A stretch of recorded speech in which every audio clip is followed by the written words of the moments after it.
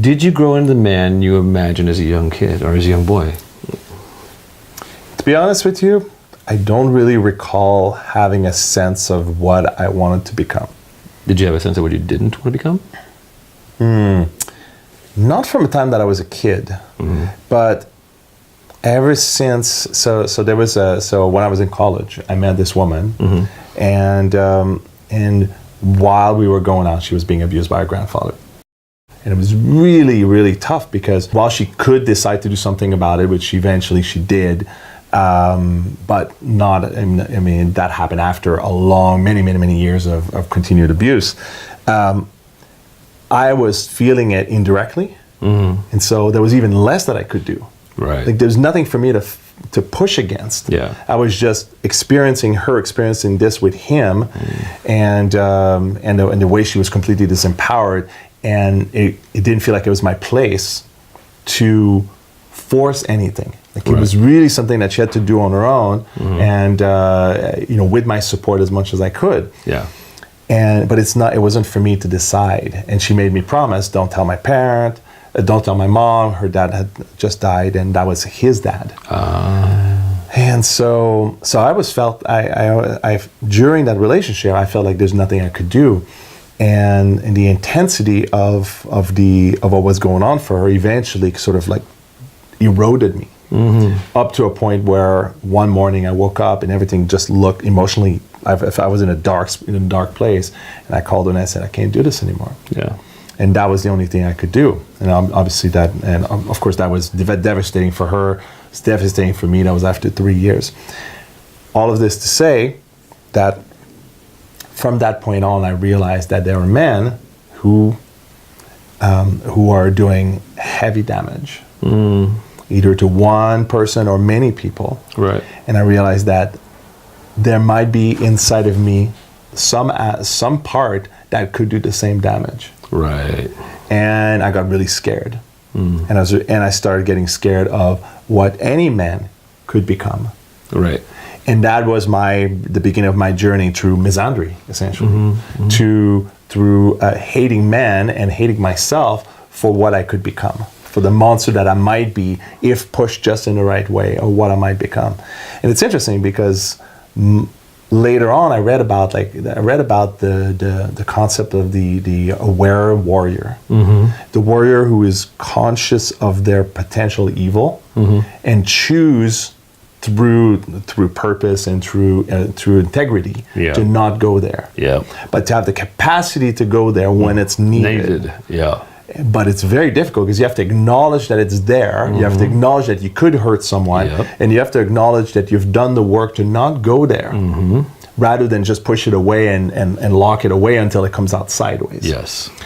So preach, baby, because that's my path. Yeah. So there was a time, and I remember you were teaching in class. You said, if I'm engaging with someone as they have a safe word, I don't want to get to it. Yeah. I want to stop before. Yeah. And that always stuck with me. Yeah. Because it's really about the calibration necessary, the fine calibration necessary to the best of your ability, not touch that place where she's going to have to say no. Yeah, absolutely. And that is a graceful engagement that requires a lot of skills. Yeah, it does. And it's something to look up to look up to. And martial artists often really try to achieve that. Yeah. What's the minimum amount of force needed to accomplish a goal? Yeah.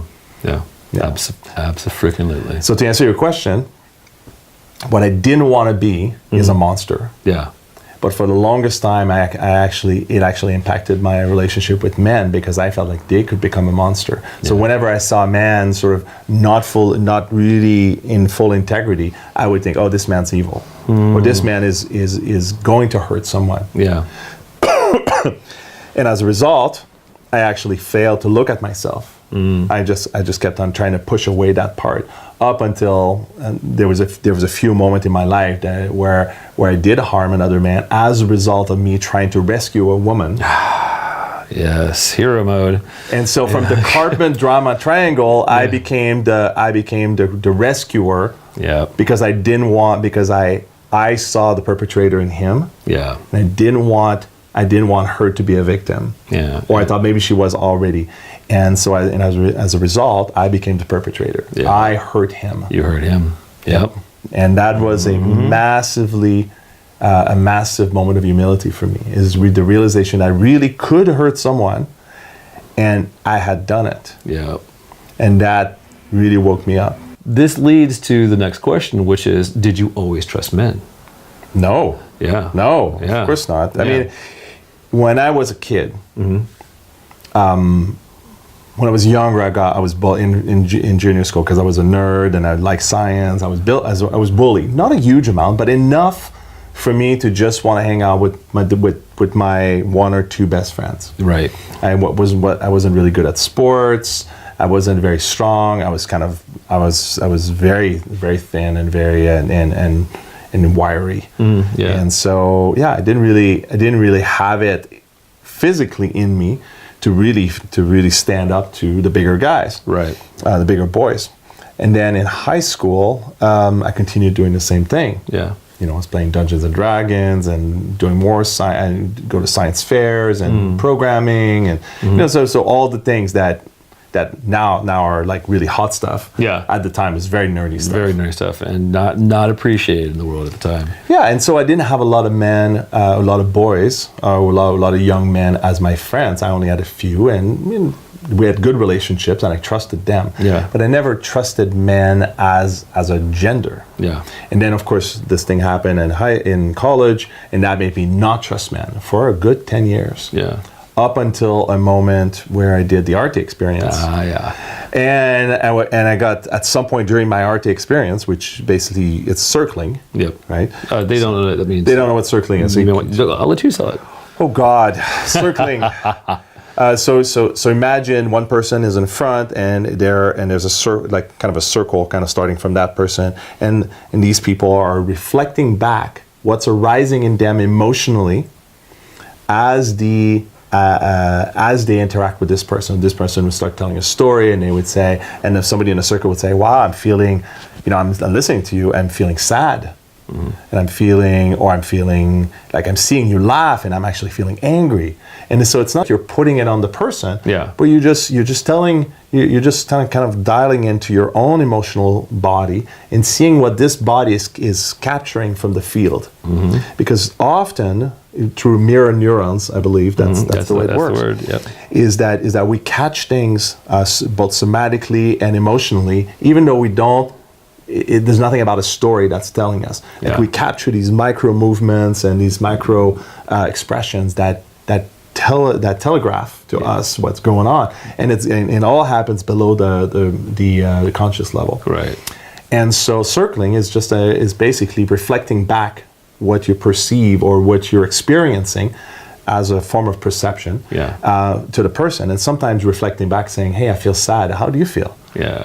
And maybe this person who's telling the story will then get present to their own sadness, and then they kind of go a little deeper into their experience, and maybe there's a part of them that's feeling sad or angry or hurt, and so it's not really coaching. Nope. It's more of a communal experiencing of what's in the field. Right, and the uncovering of what's true. what's true, and the peeling of the onion back as you allow yourself to be. Well, is that you're feeling that? Let me check with myself. Am I feeling that? Well, I actually am feeling that. Well, what does that? Where does that take me? Not what does it mean, but where does it take me? And it could take both people somewhere. Yeah. Like, oh, I'm just remembering this experience I had. So I'm going to just go back to the story. Yeah. There was a point where I got really angry. Yeah. Really, really angry. And Jerry, praise his soul. Yeah. He's an amazing guy. Yeah, brother from another mother. Yeah. Yeah. Who was no longer with us. Yeah. Decided to get a bunch of men to surround me. Yep. And I froze. And I dissociated. I froze. I got so scared. Yeah. Because I didn't realize I was scared of men. Yeah. But when he did that, I was gone. Yeah. I had never had an experience of freezing like that until that moment. Yeah. And it wasn't until many hours later that I woke up with my heart beating hard, and I call, I basically woke everybody up and say, "Hey, I'm having something's happening," and I'm Panic. I don't know, panicking, right? Yeah.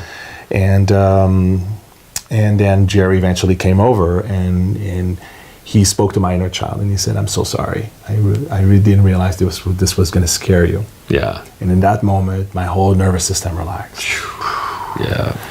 And so that's when I realized that something was going on with men. Yeah. And I decided to join the men's circle as a way of reconnecting with men. And then just recently I did the Remember Brotherhood journey, where that experience back then kind of informed the possibility of what might be happening to other men. Yeah. And the gentleness that sometimes is required for our inner boy to feel safe enough to connect with other men, because a lot of men who've been bullied, who've had really bad experiences with men related to having to look tough or act tough, when there's really posturing, acting as if, when there's really tender things happening underneath.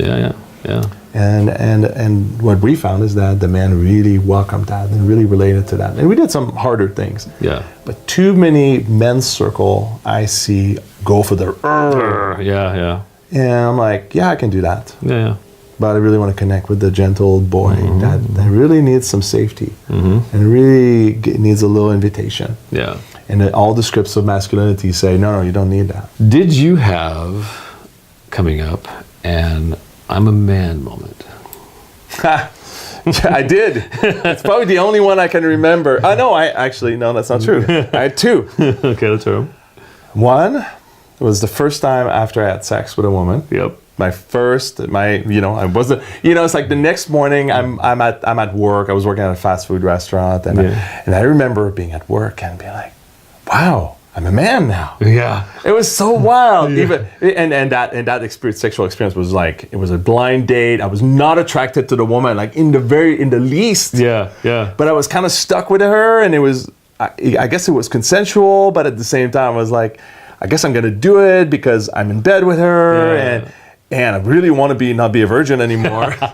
Classic, right? So it was consensual. Like, nobody forced me. I could have walked out. Yeah. But it was hard to get hard. Oh yeah. It was very hard. Yeah. And of course the roommate that my friend was with, it was like 10 times hotter. Yeah. But you took one for the team, and I took both ends. Both ends. Yeah. as Mark Lewis would say. Yeah. So that was one moment, and another moment was just a few days ago, actually. Oh yeah. I did the ISTA training, the level 1 training, which is epic in so many different ways. Highly recommend if you want to. It's called the Spiritual Sexual Shamanic Experience, and so it's a deep exploration of your own sexuality through shamanic techniques. Beautiful, and thousands of people have done it. It was just after that I was hanging out with another guy and 3 other women, and we went to the beach to sleep on the beach, and we took this medicine that's still legal, called Wally, that a friend of mine manufactures. Yeah. And then we went deep in shamanic space. Like the world just sort of like we went into, by shamanic space I mean like a transpersonal space, I mean the archetypal space. Yeah. And then later on that morning, it's probably about 3 a.m. and I've shed a lot of layers, and my friend comes over and starts massaging me, and we'd just done a training together, so we felt like a deep brother. Yeah. He starts massaging me, and I start feeling more pieces inside of me moving, and I cried, and I screamed, and I shed more layers, and then I was just at a point where I was just like done. I didn't have anything left. Yeah. And from that, what I felt was a new form of me, a new version of me as a man arising. I started to scream and just like feel that power without all the layers kind of holding me small. This power that just came in, and it's just like it hit my chest really hard and hit my belly really hard, and it felt good. I felt the intensity of the sensations actually gave me even more power. And that's when I felt like I was a new man. Yeah. Did you ever have I'm an adult moment? Oh, I'm an adult. Well, after moving to California and my parents my parents not being close, my sister not being close, even though we've never been super, super close, I've certainly had a few moments. I don't really recall too many, but there was this sort of like low level sort of like, I need to take care of myself. Nobody else is there to do it. And so being in California, 5,000 miles away from my family, you know, I had to rise up to the occasion more than once. Like if I'm not going somewhere to buy food, I'm gonna get hungry. Yeah. If I'm not cleaning my place, nobody else is gonna do it. Yeah. So I don't recall a specific moment, but I recall many small moments of realizing that nobody else was going to do it, and I had to be my own caretaker. Yeah. Or caregiver. Yeah. Yeah. That's huge. Yeah. That's huge. So maybe people call that adulting now, which is, I think, is funny as all hell. Yeah, it's good. It's like, yeah, you're like 45 or you're 36 or you're 26. Like, yeah, you should be able to take care of yourself. Yeah. Right. Yeah.